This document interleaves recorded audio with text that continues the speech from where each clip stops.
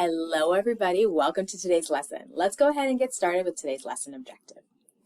So today we will analyze the meaning of the unknown as the size of the group in division. Okay, so let's go ahead and go over our vocabulary word for today. Today we're going to talk about divide. So what does it mean to divide?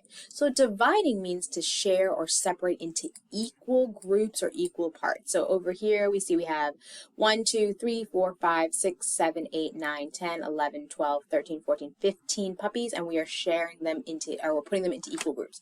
We're going to talk more about that in just a little bit. Okay, so here we have 12 divided by 3 equals 4. So let's go ahead and take a look at our 12.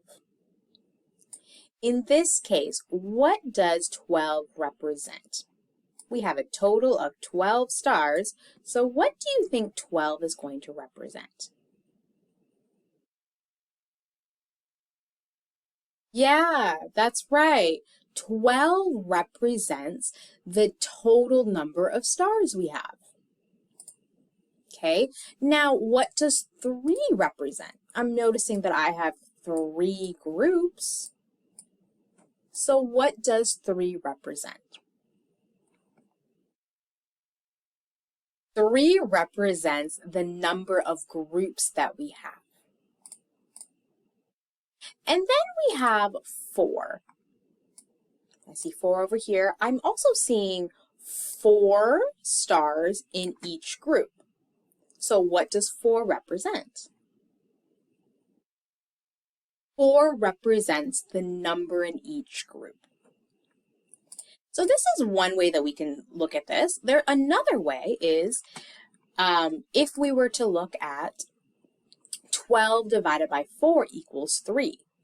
In our first multiplication sentence, we had 12 divided by 3 equals 4. But in this case, we have, in our second multiplication sentence, we have 12 divided by 4 equals 3. So we've switched the 3 and the 4. But in this case, our representation of this division problem is correct, but we've had to switch what we're representing. So in this situation, 12 still equals the total number of stars we have, but we're dividing it by 4, the number in each group, to find out the number of groups. But they both are correct. It just depends on what we're looking for. So let's go ahead and take a look at this problem. How could we solve this? How could we represent 8 divided by 4 equals what? So 8 is going to represent the total number of objects. 4 represents the number of groups. So over here I've drawn 4 circles to represent the number of groups. Now I have 8 hearts to represent the total number of objects. So what we need to do is we need to take our 8 objects, our 8 hearts, and divide them into our 4 groups, or the number of groups that we have. And with division, we always have to make sure it's equal. So we're going to make sure we're doing this equally. So we're going to take 1 heart over here. We're going to take another heart over here. 1 heart over here. 1 heart over here. Okay, so we had enough to put 1 heart in each of our groups. And then I'm going to move this heart over here. I'm going to move this heart over here. I'm going to move this heart over here. And, I forgot one, and 1 heart over here. So then I would end up having 2 hearts in each of our groups. So the number in each group would be 2.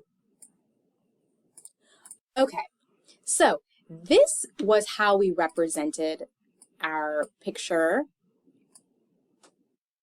of our division sentence before with our circles and our hearts. There's other ways that we can draw a picture to represent this division sentence. So up here, I have an array.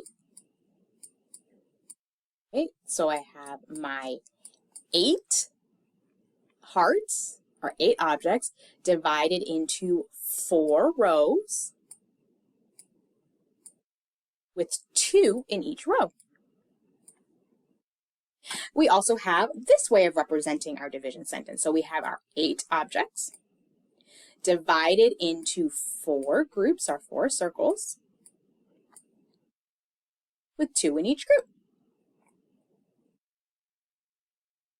Okay, thank you so much for joining me. Let's go ahead and go over our lesson objective. So today we analyze the meaning of the unknown as the size of the group in division. All right, everyone, thank you so much for joining me today. I hope you had so much fun. I know I did, and I'll see y'all next time. Bye, everybody.